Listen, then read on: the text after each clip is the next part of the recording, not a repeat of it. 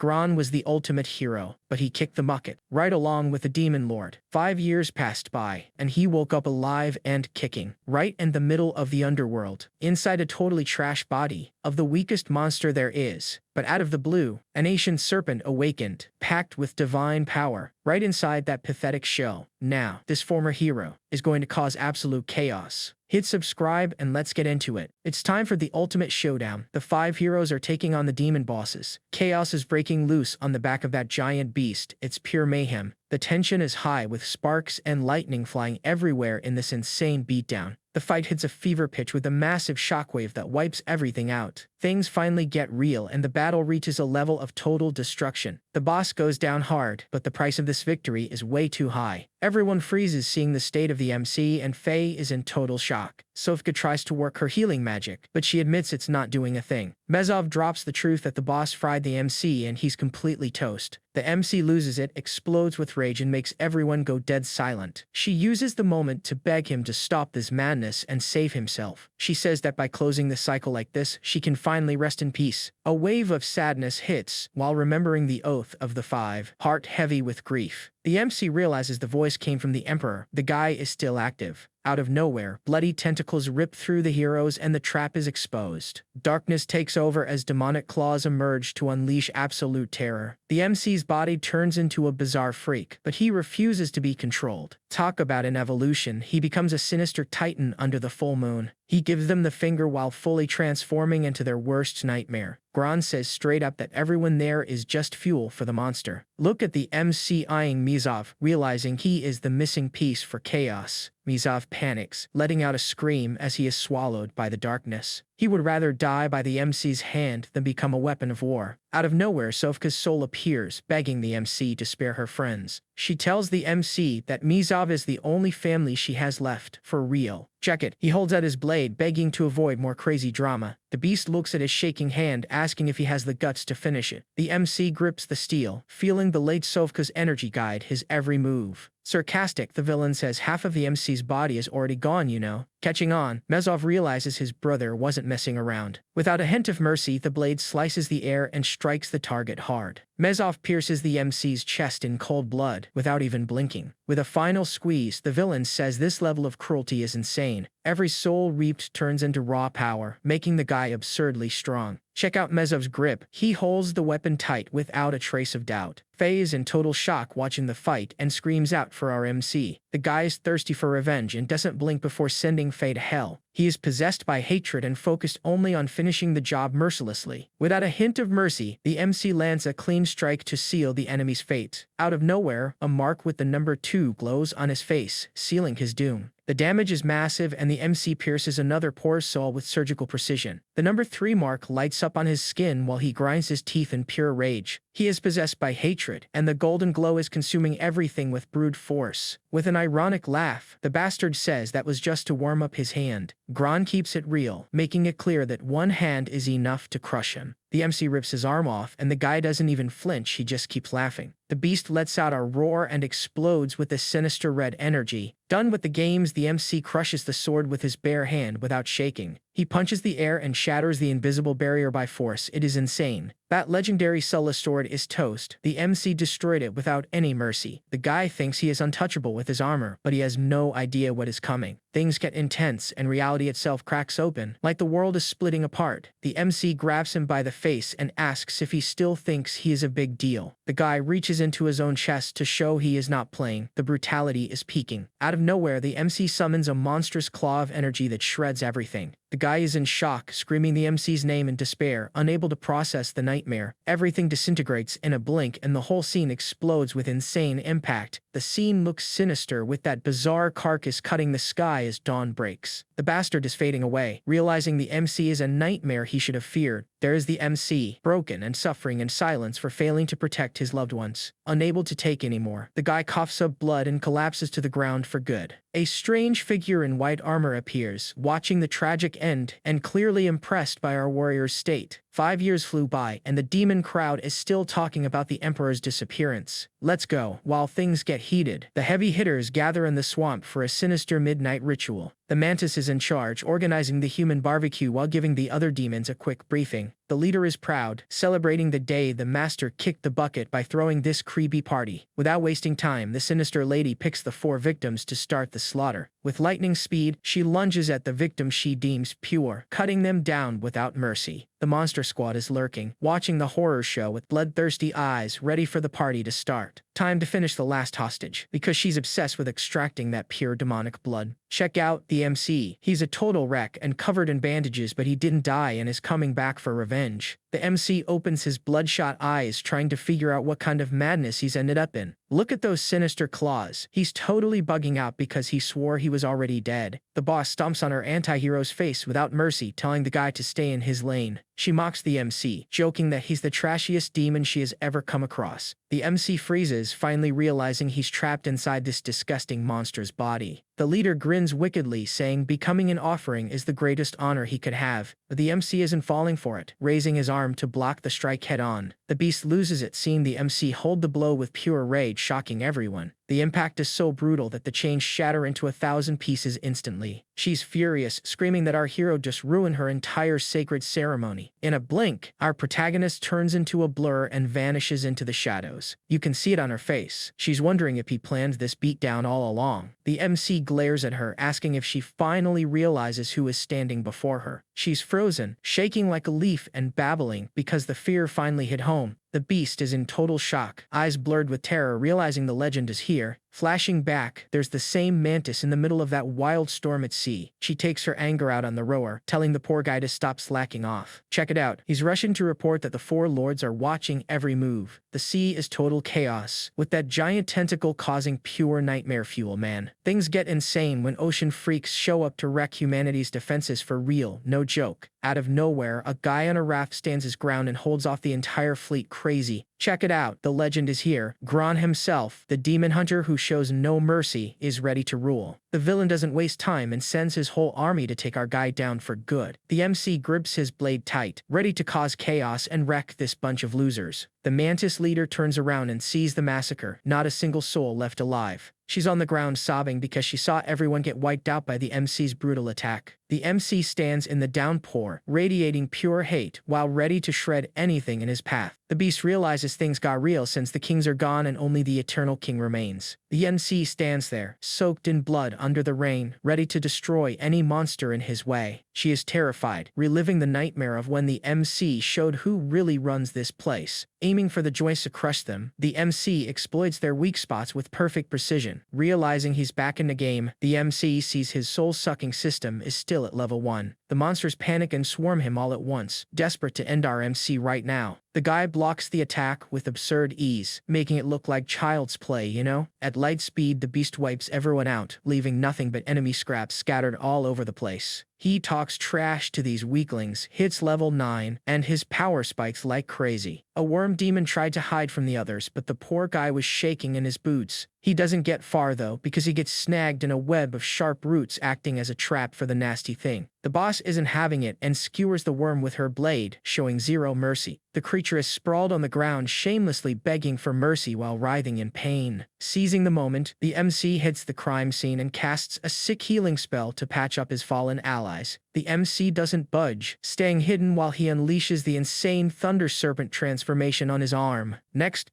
the MC activates crazy regeneration in his hand, letting the demonic power flow to get everything back in shape. Check out this freak show. Snakes are sprouting from the MC's arm and he has no clue what's happening with this weird power. The MC stares at his hand turning into a bizarre scaly claw and is in total shock at what he's seeing. The MC totally loses it looking at this mess and says there is no way this is actually happening. Collapsing in a sea of blood, the MC loses his cool and is completely stunned by the situation. It finally hits him. He didn't come back human. He turned into a real demon and his hatred just grows. He goes full berserk. Rage consumes his being and his psycho look shows things have gotten way out of hand. You can see the rage in his eyes. He is absolutely boiling with fury as he swears revenge on this cursed race. Without a hint of mercy, the MC lets it out and swears that every one of these monsters will pay and fall before him. The MC's stomach turns inside out and he covers his mouth at lightning speed to keep from throwing up right there. He loses it from the sheer agony of being stuck in this disgusting insect body for real. The centipede is pissed and talks trash, promising to make the MC scream like a human until he begs for mercy. The MC doesn't care for the talk and goes straight for the attack with pure aggression. You think our hero is weak? She tries to intimidate him with a scream but gets shocked by his pure rage instead. He doesn't waste time with small talk, charging in blind with rage and ready to tear the monster to pieces. He draws his blade, fully focused on shredding the beast and ending its life for good. Let's show these demons that the MC's reincarnation is here to bring chaos and wipe them all out. The beast doesn't even hide it, flashing that grin of someone ready to cause terror and destroy everything. As he took off, the MC remembered those 5 years that flew by since he kicked the bucket. The mission now is to find a hideout to study how this world changed without anyone bothering him. Climbing a wall, he recognizes the carcass of that troll he beat to a pulp back in the day. It is pure irony seeing these demons nesting on top of what is left of the guy he finished off himself. The vibe is heavy. Seeing these demons build a shack over the remains he left behind is just surreal. Arriving at his old hideout, he realizes his memory is sharp and nothing has changed. Without wasting time, the guy picks this stump to rest his bones while he plots his revenge. To warm things up, he lights a fire right there to beat the cold and brighten up the mess. Focused on the flames, the MC starts carving some stuff to get his revenge plan moving. In the heat of the fire, the MC loses his cool and almost cries over his new pants turning to ash. Since his outfit is toast, the MC goes old school and starts whittling a wooden doll to pass the time. He looks totally wrecked in that straw getup and everyone is losing it, laughing their heads off at him. Just remembering Faye cracking up when she saw him rocking that leaf outfit makes the MC lose his focus. The memory of Mezov mocking him while pointing at those rags is honestly painful to recall. The MC is holding that wooden piece trying to keep his cool, but inside he is boiling with rage. The mood gets heavy with those wooden figures in his hand, each one representing a trauma he hasn't moved past. He's got those statues in his grip, and the memory of Exa hits hard. His hatred is about to explode. The guy goes ahead and places the buddy statue in its spot with care, but the tension is rising. Finally, the MC brings the 5 carp heroes together to end this countdown of pain. The MC freezes at the sight of the miniatures, spiraling into a nostalgia trip that hits him right in the feels. Staring at his own replica is a gut punch, filled with the crushing guilt of failing to be the hero the world needed back then. Rage takes over, and he's ready to tear that wooden figurine to shreds with his bare teeth. The mood turns dark, and he decides to toss that cursed doll into the fire to burn the memory away for good. The MC blacks out for a second, unable to handle the agony as he feels like he's about to explode. He feels humiliated, but the plan is set. Use this demon shell to destroy every one of those bastards from the inside. Suddenly, a sharp pain hammers his brain as the memories of this new body come flooding back. He recalls the beatdown from that mantis, getting absolutely wrecked just because he lacked the strength. Man, what a disgrace. The former owner getting pummeled while our MC just watches, plotting his revenge. Now the demon teacher ends the lecture and things are about to get real heated. Training is over, and the MC finally stands up, ready to show everyone this body has a new boss. It hits him that this lesson was just the beginning of the nightmare he's about to unleash. The MC realizes that demons are nothing but cruel weapons that just want to watch the world burn. He notices these guys have been here for 5 years, building a life and a civilization from scratch. Looking at the map, he realizes the MC is in the perfect spot to flip the script in this training hellhole. The guy is focused on trashing his own past and turning this demon camp into total chaos. I bet the MC realized that map gives away their strategy and he is already planning to wreck it from within. Everyone is at Round Mountain waiting for the bosses while the MC watches their every move to strike at the right time. The instructor warns them he is not there to repeat history lessons for those who are not paying attention. The MC is not playing around and is already marking his territory to show who is really in charge here. Check it out. Shu made 5 cuts and split the map with the humans, a pure strategy to dominate everyone. The master wipes the board and keeps it real. Today is about how talent marks define who is a loser and who is a boss. Straight talk. These marks are like a natural gift and every self-respecting demon comes with one pre-installed. But it is not free. You have to spend symbol energy to make the magic happen, you get it. Keep in mind that power levels go from 1 to 6, so do not waste time dreaming about legendary ranks yet. This dude thinks he is tough for having 2 marks, but let us be real, leveling up here is a total grind. The MC has only one mark and is already sensing the power. Let us see if this test is his big break or a bust. Believe me, getting that second mark is the ticket to learning the ultimate move and becoming a total powerhouse. The crowd clears the way immediately because the blonde prodigy is arriving to show off and act like he owns the camp. That cocky blonde guy shows up mocking our MC, throwing shade and arrogantly telling him to get lost. Our MC plays dumb and slips away quietly to avoid trouble and keep his cover. The jerk doesn't waste time, throws shade at our MC and tells him to go do manual labor. The loser pushes the MC into heavy cavework and tells him to start grinding right away. Check the nerve on this guy, saying real fights aren't just about talent. He starts a survival lesson for the recruits on the beast like he's totally in control. While the guy is all hyped up, the MC is just chilling, boiling with rage inside. The guy shows off the monster and claims it's one of the boss's elite creations. He brags that the creature is ruthless and challenges the group to find its weakness. Gron looks at the circus and says they're just noobs trying to fix what they don't understand. He sneaks away, holding back the urge to just wipe everyone out right then and there. While the losers waste time theorizing, the MC is hiding, watching closely to avoid an ambush. The beast's eyes glow with pure hatred, ready to unleash total chaos. The creature breaks its chains and charges at the recruits with blood in its eyes. The instructor tries to face the beast head-on, screaming like a maniac to stop it. With pure audacity, the monster mocks them, knowing exactly where the weak spot is to finish the job. The beast flashes that wicked grin, making it clear that nobody is walking away from this one. The guy is totally shocked when the creature starts trash-talking him, proving it's not just mindless muscle. The monster reveals it was just playing dumb the whole time to crush the rookies. Suddenly, its thick hide explodes, showing that this was only the beginning of the destruction. The MC sends the instructor flying with a brutal hit that leaves the guy zero time to react. Next, the MC's attack is so insane that it sends the kids flying like pieces of paper. The MC doesn't let up, spinning at light speed to wipe everyone out with a massive area attack. The blonde prodigy freaks out seeing the 3 marks activated and bolts before he gets turned to dust. But the escape is short-lived because he runs straight into our MC. Flat on the ground, the jerk tries to stand his ground, screaming like a maniac out of pure fear. The MC just stares down at him, blood gushing from his shoulder without losing his cool. Things get ugly when the giant beast notices the fight and charges in, trampling everything. The beast lunges at the MC, thinking he's cornered and about to become lunch. The blonde guy is cornered and pulls his trump card to turn the tide, but the vibe is way too heavy. The MC doesn't even flinch, just glares with glowing eyes while preparing to wreck everything. Energy claws appear out of nowhere, closing in and leaving zero chance of surviving this mess. Bring it on, because the MC is in cold calculating mode, charging up to send this beast to the void. The monster freezes mid-strike, the second it feels the insane pressure coming off the MC. The creature completely loses its cool when it realizes our MC isn't even blinking at this nightmare. Truth is, the thirst for revenge is real, and the MC knows exactly where to strike to erase this trash. Everything stops suddenly, kicking up a massive cloud of dust right in our MC's face. The beast freaks out, trying to convince himself that the MC's stare is just cheap mind games. The MC stands calm in the chaos, watching the monster charge without breaking a sweat. Check the vibe. The MC brings the heat and warns the monster that one more step means game over. The beast can't take the pressure anymore and snaps, daring the MC to face its true authority. The monster loses it and lunges forward with the Heavenly Demon Advanced technique. But the MC doesn't care about the show, while that arrogant guy just watches the damage from below. The attack barely misses the kid and explodes on the horizon, leaving everyone stunned. Changing its mind, the beast tries to bail before being obliterated by the MC. The creature bolts at light speed, leaving everyone totally confused about what just went down. Without breaking a sweat, the MC closes in on the blonde prodigy and grabs the loser by the throat. To seal the deal, the MC stares the jerk down and slams his bloody hand right into his face. That blonde playboy is clueless and thinks our hero is just there to help him out with the bullying. The loser backs off immediately, thinking our guy is pulling a prank as the tension hits the roof. Without mercy, the MC ruins the show-off's look and leaves him hanging while the crowd watches in shock. To top it off, the MC smears blood on the jerk's uniform, leaving everyone completely stunned. That cocky guy tries to act like the boss, but the MC couldn't care less about his empty threats. Everyone is floored by the MC's confidence, since the legendary Demon Slayer knows the monster's weakness. A brute confronts the MC, who lies through his teeth, saying the beast won't notice anyone standing still. The crowd buys the bluff and charges in, desperate to claim the reward for taking down the beast. The guy doesn't even blink, knowing that standing around there is just asking to be buried alive. The blonde prodigy seethes with rage, mocking the MC for acting smart reading grimoires instead of fighting. But the MC is just messing with them, pretending to be terrified while he prepares his strike. The blonde loser loses his cool and sends his 5 lackeys to finish the MC off once and for all. The monsters appear out of nowhere, vowing to make the MC suffer before they take the win. They got impatient and decided to stop stalling and start the freak show. The MC is just strolling along while these little demons lurk, ready to pounce. The fog closes in and things get heavy, with the devils thinking our MC is just a sitting duck. The idiots start acting up, ordering everyone to surround him so no one escapes this trap. The warning comes too late as the snake venom starts tearing through the beast without mercy. The guy didn't even have time to think before the attack hit and turned him into dust. Seriously, the creature started screaming like crazy while his gut turned into a bloody crater. The scene turns into green chaos as the poor guy's stomach inflates in a bizarre, desperate mess. In the blink of an eye, the demon's body turns to dust, vanishing from the map entirely. The green light reveals there were more monsters hiding, just waiting for the right moment. Another terrified guy is screaming that this fog is no joke and is killing everyone with poison. The other one starts writhing in total despair because the venom is burning his eyes out. Our MC speaks up, saying these guys are going to be test subjects for his new mark. The MC activates thermal vision to see through the dark and ensure no demon escapes the slaughter. He goes all out with the serpent dash, summoning insane attacks that draw lethal snakes in the air. You noticed how using this snake power is way more calculated now than the chaos he caused in his past life, right? Some demon turns his arm into a sharp blade to try and go toe-to-toe with our MC. The beast charges in mercilessly through that toxic mist, trying to show who's really in charge. But our MC doesn't even flinch, keeping his cool and total focus to wipe this guy out of existence. That demon thinks he's the king, acting like it was just luck, but he has no idea his fate is sealed. The creature charges up a sinister power in his claw and readies the strike to finish the job. The beast lunges forward without mercy, unleashing a powerful attack with his claw to shred anything in his way. But the MC doesn't even flinch, catching the attack head-on and ending up with a nasty cut on his arm. The demon freezes up, in absolute shock at the insane scene that just went down in front of him. The MC looks at him with such disdain, like he isn't even trying, leaving the beast shaking in terror. Without breaking a sweat, the MC stares him down while holding that heavy blade barehanded, leaving the demon in disbelief. The demon is losing it, realizing things got real and pure fear has completely taken over the poor guy. Man, he's crying in desperation, blaming everything on the blonde guy and begging for his life while terrified of our MC. But our MC doesn't even blink, telling him straight up that his regret doesn't mean a thing. The beast is so terrified he turns snitch, promising to hand over all the blonde guy's legendary items to save his own skin. The MC is all in, since he desperately needs that skin graft to level up and get buff. He goes wild and uses the beast as a human shield to dodge the arrow barrage, throwing the poor guy right into the crossfire. Without wasting time, the jerk spills the beans and points out the secret hideout behind that waterfall. Taking advantage of the shock, the MC grabs the guy from behind and he completely loses it. With zero mercy, the MC tosses the poor soul inside and he gets turned into a pincushion by all those arrows. Path cleared, the MC uses the sucker as cannon fodder to clear the area and head into the cave. Inside, the vibe is super tense, with traps everywhere ready to turn anyone into barbecue. But outside, a spy is watching everything and rushing to tell Faye that the jig is up. The subordinate arrives hyped, telling Faye that the snake guy took down the beast in a heartbeat. Faye gives a little smirk, realizing that things have gotten seriously crazy. The Bone Crusher is watching from above, seeing the chaos unfold while the MC tears it up. The MC raids the lair, expecting legendary loot, but only finds a pathetic little chest that wasn't worth the effort. But there is no time to enjoy it because the guy flies in with a kick, telling him to drop the item now. No plan needed. The MC kicks the guy without mercy, and the impact was so huge he went flying for real. The blonde prodigy starts mocking him, asking if our guy is crazy for trying to steal what is his. Man, the MC doesn't waste time talking and lands a kick right to the face, leaving the blonde guy wrecked on the floor. The loser is writhing on the ground, screaming in pain with a shattered bone after that beatdown. The blonde prodigy finally realizes the MC is a total beast and sees why nobody can handle him. He knows he can't win now, just waiting for his healing cooldown to finish so he can jump back in. Check it. The guy tries to fly away to escape the heat, but the MC isn't playing and won't let him off easy. The dude activates his rock wings and goes crazy trying to flee from this nightmare. Cool and collected, the MC realizes right away he's dealing with another type of flying creature. The MC shows no mercy and charges in without blinking, proving he doesn't mess around. The MC's eyes glow with pure hatred, ready to crush these bastards once and for all. Suddenly, a creature blocks the path, and the MC goes full attack mode to smash anyone in his way. The creature doesn't think twice and dives straight into the hole, face planting into the next level of this creepy cave.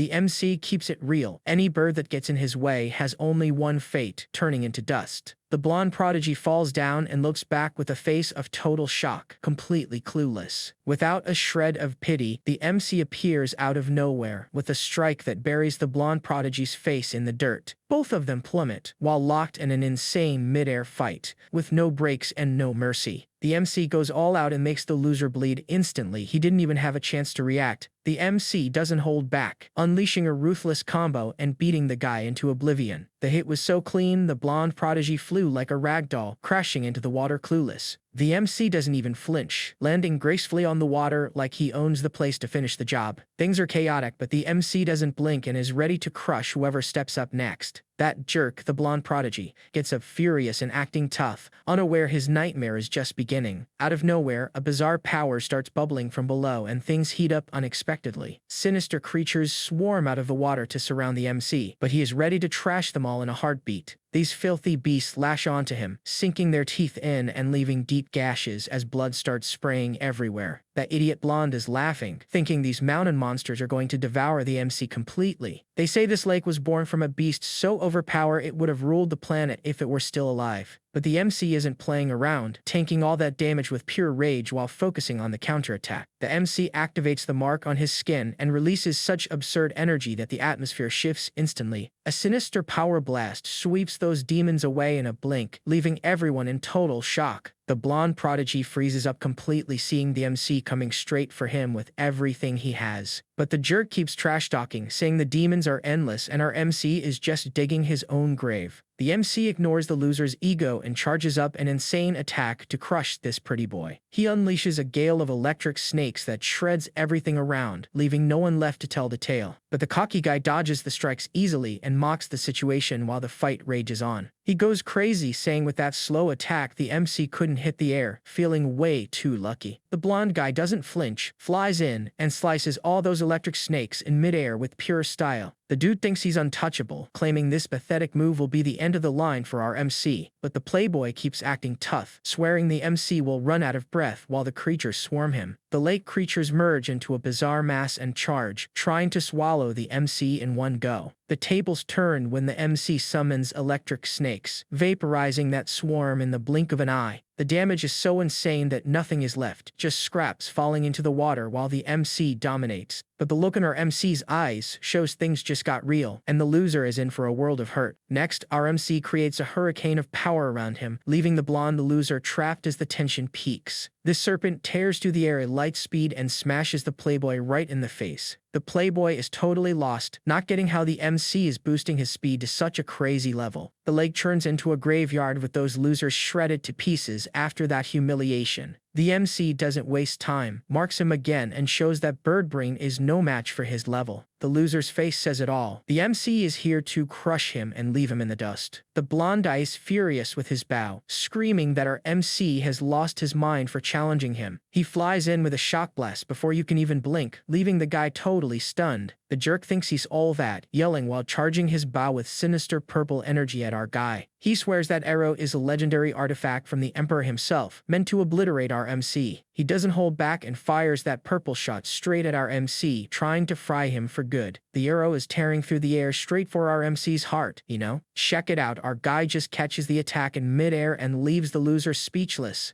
Suddenly, shadow snakes sprout from the MC, forming a bizarre armor that stops the attack cold. Then the beast drags the guy into the lake, using the momentum to finish the job without mercy. The serpents dive deep into the water, causing a massive splash and a wall of liquid rising up. The MC emerges from the water looking cool, releasing that sinister purple energy while Faye watches from the sidelines. Look at the nerve of that blonde loser, not realizing he's done for while his partner watches in total shock. His sister sneaks in, all worried, thinking her loser brother can still hold a conversation. While she tries to figure it out, the MC says he just beat up some random nobody. The guy tries to act tough, but he can barely breathe after the MC wrecked him. She shows up with a healing kit, thinking she's gonna save her idiot brother's skin. In the back, the MC grabs that crazy arrow but realizes something is seriously off. The guy's body starts a bizarre transformation, leaving the MC totally confused. The MC's pupils turn into snake eyes as that insane infinity power explodes in his vision. Everything glows in a blinding flash as he feels his molecules melting and reshaping. That weird infinity symbol glows right in his iris, showing things are about to get real. That strange, glittery energy glows wildly, forming the infinity symbol in the air. He regains his form with a new look, saying he finally gets how the game works. He goes full power, pulling all the arrow's energy in as it explodes around him. He realized the shot was a sacred offering to unlock his true power. He goes all out, releasing the ancient serpent bloodline seal, and it gets wild. The move is insane and goes by the name of serpent skin shedding. The guy takes a beating from pure power and starts screaming as that purple aura swallows everything. That snob doesn't even notice, thinking the MC is history and peace is finally back. But the tables turn fast when that massive demon claw smashes the ground to show who's boss. Out of nowhere the weather shifts, the sky turns black, and a sinister bolt tears through the air. The mood gets heavy when the monster stomps down, making the water rise and the real terror begin. The demon duo turns pale, seeing the storm, realizing things are about to get totally insane. Suddenly the sky becomes a festival of purple lightning, raining down without mercy to spread fear. The blonde guy freezes, realizing this purple glow isn't child's play, it is god-tier stuff. You can feel the pressure rising as the lake water boils with a bizarre and deadly energy. Everything explodes and the MC emerges from the water in that insane purple glow, shocking everyone. A shockwave is so brutal it sends both siblings flying, leaving them completely disoriented. The blonde prodigy recovers and senses a sinister presence emerging from the middle of that weird light. The girl is in shock, white with fear, pointing at the creature coming like a nightmare. Our MC rises from the electric discharge, perched on the rock with a look that says he runs this place. The blonde prodigy lets out an incredulous no way while his sister trembles at the heavy vibe the MC brought. Stuck in the stone, the badass rocks that cursed look, staring down losers like he's sending them straight to the void. Both demons freeze in the storm, terrified by the insane pressure the MC is radiating right now. Things get real intense as purple lightning strikes, making the vibe literally electric for those fools. Going full hunter mode, the MC speaks up. The bill is due and these worms are officially out of time. That blonde jerk whizzes his cool, calls the MC trash, and charges in looking for a fight. He doesn't even get close, because the MC sends a purple shockwave that tosses him like a ragdoll. The guy tries to tank it, but takes a hit to the face that disintegrates him into nothing. The MC unleashed his power and the idiot spun like a top, losing his hand in the process. The guy's wing turns into confetti instantly, pure violence with zero mercy shown. You can see the desperation on the MC's face as he runs through the downpour. Things are getting wild. Then he lands a crushing blow that sends the poor guy straight to the bottom of the lake. The guy's sister is in total shock watching her partner turn into dust right before her eyes. She feels this up, unable to believe the humiliation her partner just had to endure. The loser sinks into the water, regretting ever thinking he could mess with the MC. Check out her terrified face. She knows the bill is coming for her next. The guy awakens the rock feather cloak and things heat up, with the sky on fire while the blonde sister watches the end approach. Her expression shows she realizes things got real, and the MC is about to turn the tables for good. It is going down. The MC unleashed the rock feather cloak and is summoning an apocalypse from above to crush everyone. The girl is in total shock, realizing the MC activated legendary mode and is coming to wipe her kind out. The girl is in tears, saying straight up that she cannot stand watching the MC struggle alone in this war anymore. Desperation hit, and the girl unleashed the beast on the battlefield to try and save their skins. The girl lets out a scream, maxes out her ki, and goes all in against the enemies. The blonde playboy thinks he is tough and closes in on our MC to show who is boss here. Neither wastes time and they fire an insane blast that cuts through the air without mercy. The MC does not even flinch, staying an absolute guard just waiting to see the next move from these punks. The MC returns the attack in kind and sends a destructive purple blast at them, totally ruthless. Pure explosion in the air. The impact was so brutal it feels like the world is ending, man. The jolt is so insane that the MC loses his footing and flies back while trying to hold his ground. Without mercy, the MC's purple glow turns that show-off's wings into confetti in the air. Now it gets real. The giant beast charges in drooling, wanting to swallow our guy in one bite. The MC is not playing around, summoning a crazy purple aura to shield himself from all this destruction. The MC goes all out. The Phantom Thunder Serpent Bite comes in hot to fry the enemy with pure voltage. That electric serpent wrecks everything nearby, packing a sinister charge to pulverize the opponent without mercy. The Prodigy loses his cool and goes full fire, risking everything in this insane duel. He goes berserk, turning into a golden hurricane and using the beast as a shield to survive the electric beating. But the attack pierces right through and hits the cocky guy dead on. It is a guaranteed one-hit kill. She loses it too, unleashing her petrification gaze and a desperate hope to stop the monster. There is no point in running. The purple glow dominates everything and leaves nothing standing. A column of sinister energy drops out of nowhere and swallows our MC in the middle of the chaos. The arrogant guy brags, thinking our MC will crack under the pressure, but he has no idea what is coming. Our MC smirks, admitting the shock was intense, but warns that he is about to pay him back in full. Without a shred of mercy, he activates that dark purple power to show who is really in charge here. The blonde Prodigy is basically deleted from existence, and his sister's mana is draining as she tries to react, but it is over. The guy is completely wrecked, trying to hand over the loot and telling his sister to run, but she freezes and won't budge. He struggles with all his might to hold onto that loot, even though he is falling apart and near death. The MC shows no mercy and stomps all over the eye collection, crushing everything right in front of those two losers. The eyes roll everywhere and the jerk is still crying over them. What a pathetic sight. The MC speaks up and demands to know how many innocent people lost their sight for the stuff to exist. The mood gets heavy. Look at these remains turned into potion ingredients. It is just endless cruelty. The two wretches go into a total panic, whining and trying to bargain anything just to survive. The MC keeps it real, asking if their victims also begged for mercy before having their eyes ripped out for this madness. The duo freezes up, unable to even come up with a lame excuse to save themselves from his fury. He shows the fruits right in their faces, dropping a cold ultimatum to see if they will choose their own end. The two idiots are in total shock, paralyzed by fear, while the MC handles this with insane cold-bloodedness. The girl says she has no clue who these guys are and does not even care to know. It is obvious that even trying to act evolved. These people never stop being total trash. The only change is that now these worms eliminate anyone just for the sake of convenience. Taking it all in, the MC realizes that for this bunch of vermin, others' misery is just another day. Getting back to the mission, the MC knows the Savage Thunder is his ace in the hole to finish the job. Keep in mind the mana cost is insane, so he cannot just burn through that power without becoming dead weight. Everyone finally gets it. A henchman reports the brothers are dead, and the mood turns ice cold. They say it was a total wipeout. A crazy shock took them both out in the blink of an eye. Out of nowhere, Faye shows up furious, seeing guys moving cargo on her turf and ready to demand answers. Check out the MC lurking in the bushes, looking like he is just waiting for the right moment to strike. The boss lady is not messing around and lays it out. From now on, she is hunting whoever's causing this mess. The MC is there, disguised as a farmer in his straw hat, playing dumb while Faye comes to settle the score. The purple-haired girl eyes the MC's disguise and immediately knows something is fishy. Faye starts grilling him, and he plays it cool, saying he is just looking for some fruit to plant. The Bone Crusher doesn't buy his weak story and recognizes the guy who terrorized the demons back then. She slams him to the ground without mercy, making it clear there is bigger trouble to deal with now. She stomps on his chest and tells him to go find some real fruit because his excuse didn't fly at all. Faye leans in close and stares the guy down to see if he knows who he is messing with. If the loser doesn't bring the goods on time, she guarantees he will be lunch in a heartbeat. The Bone Crusher takes off, leaving her subordinates in the dust while the tension stays high. The MC analyzes her mark and realizes her defense level is 4, just like Faye's. You get that his speed is key, but taking on a girl at that power level is a total no-go. It hurts to see that XP go to waste, since dropping a 4-mark girl would level the MC up big time. The gap is huge, and the MC knows that without finding her weak spot, fighting her now is suicide. Man, the urge to throw hands is real, but he holds back knowing his time will come. He reads the Broken Build Guide and realizes that to become a Thunder God, he just needs to tune those tentacles. Faye is checking the skills in the book and crossing out the trash, focused on getting insanely strong. Looking through the grimoire, Faye realizes those marks are just a front and the electric power is on another level. She focuses on the text and spots the Mountain of Corpus description, an insane skill to leave anyone in the dust. She knows that stuff is a waste of time, so she tosses it without mercy, only keeping what has potential. Meanwhile, the MC is lurking, knowing that to take these guys down he needs cold blood and a perfect strike. Things are heating up in the swamp, and this fool thinks he's having frog for dinner, but he's actually the meal. The cocky guy thinks no one will find his hideout, but he's just digging his own grave. Out of nowhere, he flies in with all that attitude, not realizing he's facing the underworld's worst nightmare. The idiot ends up as a snack and gets swallowed by the fraud before he can even react. While the Guardian is busy feeling himself, the MC is lurking and watching for the slip-up, ready to strike. Showing the coin to the beast, the MC is just testing the henchman's loyalty to make sure no one slips up. It is showtime. The MC enters the camp and the vibe gets heavy in a way nobody expected, but our nosy guard ruins the mood, telling him straight that without a black market pass he is out. The MC steps inside and reads the room, watching the tough crowd trading shady goods everywhere. He does not waste time and slams the badge on the guy's table, forcing his way in. Talking about the illegal stuff, the MC realizes his pass is legit and the deal is on. The merchant tries to push some ancient steel weapons, but the MC knows that story is just a scam. Looking at the metal, the MC knows that nobody has the skill to forge stuff like that anymore. People are selling human heart potions, but everyone gets nervous when they remember the Bone Crusher is watching. The demons think the Bone Crusher went crazy banning human trade, but it is just to avoid trouble. Just hearing that, the MC's alarm bells go off and he realizes something is very wrong here. A bunch of trash merchants are selling humans, but customers complain the stock is rotten and low quality. The merchant keeps up the smooth talk, swearing he will drop the price to dump the bad goods. Sneaking in, the MC says straight up that he is taking all of that stock for himself. The guy laughs in the MC's face, asking if this broke loser has enough coin to cover it all. Seeing the thunder arrow, the merchant pales, knowing the blonde is toast and the MC isn't playing around. The shopkeeper clears the room immediately to cut a secret deal with our guy. The MC is a total mess, dragged by a rope like an animal, while a blindfolded kid suffers the same nightmare. The poor kid trips and faceplants in total humiliation, unable to even see the danger coming. The brute is harsh, yanking the leash with zero patience for the prisoners. The kid hits the ground again, legs splayed, bleeding like crazy in the middle of this chaos. The monster flexes, saying he'll save the chubby one to eat later. Can you believe it? The guy wastes no time giving the guard the heads up. Terrified the blonde will find out. But behind that sinister gate, a beast waits for the perfect moment to strike as things get real. Out of nowhere, all hell breaks loose when this demon is caught by the MC's snakes and it gets super bloody. The horned beast doesn't stand a chance as the MC's snakes crush his neck without mercy, man.